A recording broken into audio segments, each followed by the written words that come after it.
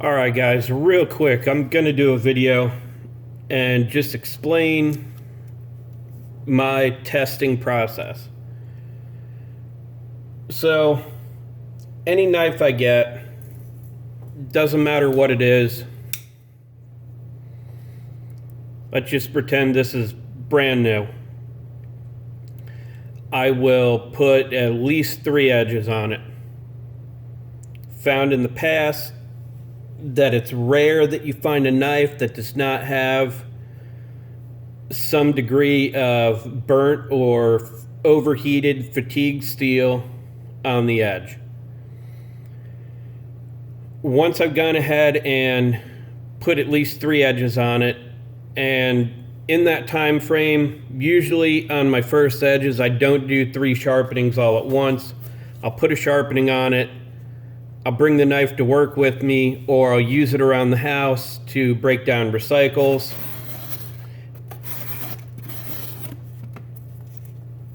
I'll put some use on it. Once I put some use on it, I'll go ahead and put my 4th edge on. That's usually where I start. The only time I have to go past that is if I can't duplicate my results within 10%. So, this is 1 inch taped off on the knife. This is what I test with on any knife. Like this pair here, just got done testing these recently, and as you can see from my arm, missing hair everywhere. The part up here I haven't used, shaves easily. The part down here I have used, that 1 inch, we're not shaving any hair. That's my benchmark for fine edge, whether or not it will shave my arm hair. I get very consistent results that way. I've done enough tests now. I have a feel for exactly where to stop on fine edge. For working edge, you can see the part I didn't cut with. Super easy to cut paper. The part I did,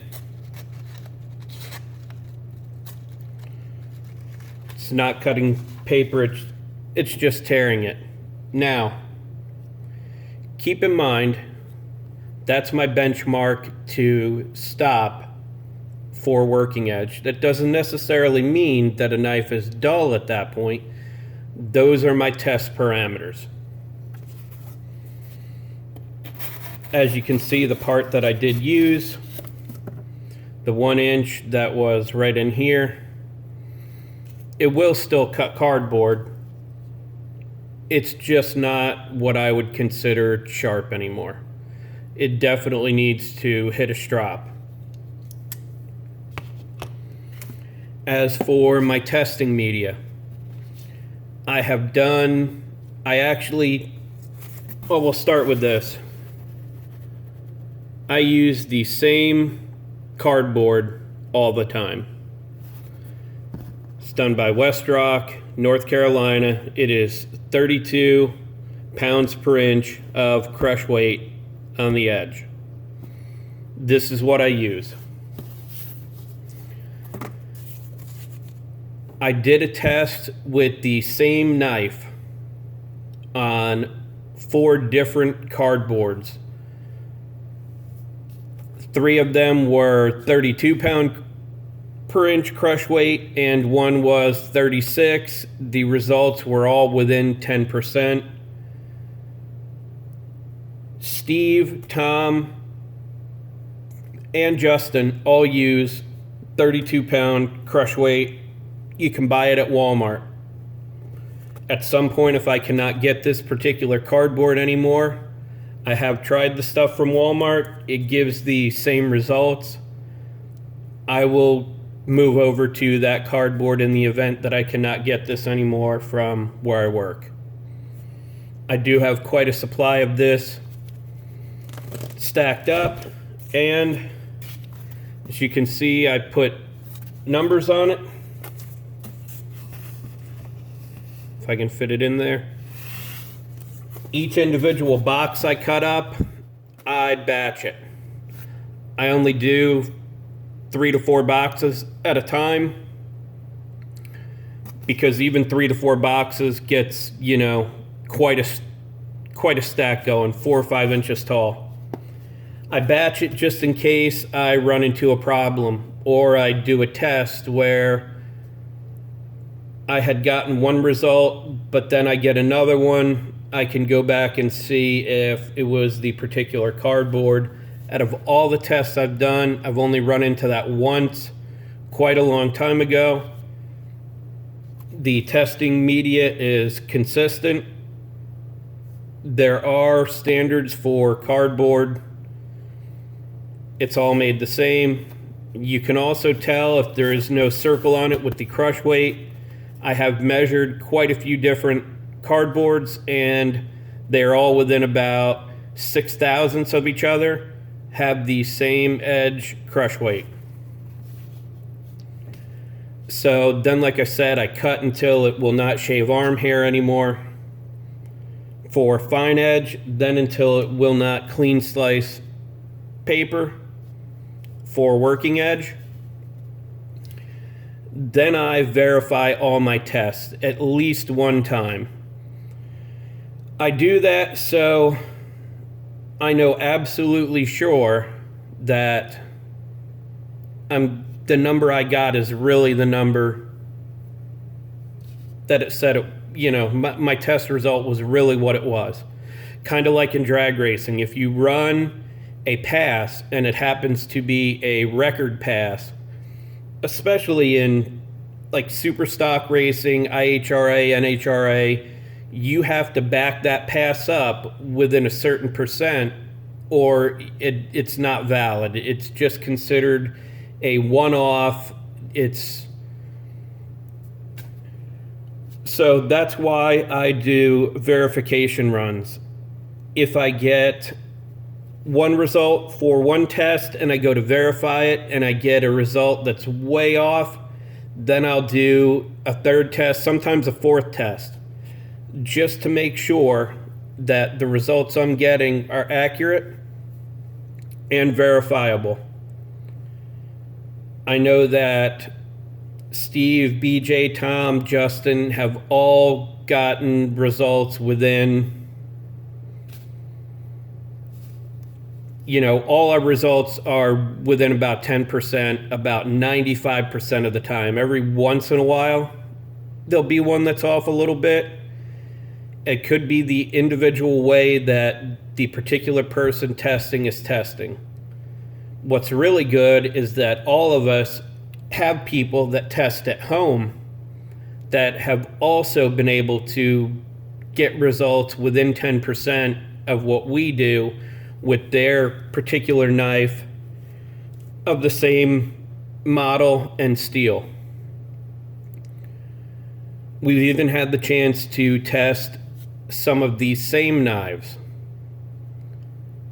The good thing about that is we also get results that back up the results others have gotten with the same particular knife.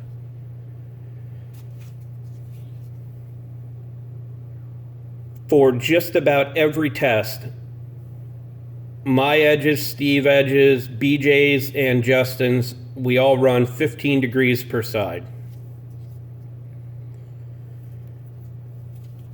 We all finish a little bit different, but because the finish we put on is so close, the results, like I said, they're almost always within 10%. I sharpen to a 1500 grit on the KME at 15 degrees per side. I then strop 5 passes per side on 6 micron, 3 micron, and then 1 micron on horsehide. I've been doing that forever. It is rare, and I always stated up front in the video, if for some reason a knife is not tested at 15 degrees per side, my M390 PM2, it did well where it was. It happened to be 18 degrees per side. That's where I tested it. That's where I left it. And subsequently, it is still the highest performing M390 that I've tested so far. The RWL 34 that I did with Aaron's Anzo Neo, it was 18 degrees per side when I got it at 6 thousandths behind the edge. I wanted to preserve that geometry for him. It's a very expensive knife at $1,500. And it just so happened that my own Orca and Tom's Orca that I tested, Tom Hudson, they also were both at 18 degrees per side, so that was perfect. 3 RWL 34 at 18 degrees per side. The good thing about that is that data is only comparing to that data, not all the other data. The great thing about like the S30V I've done, it's all been at 15 degrees per side.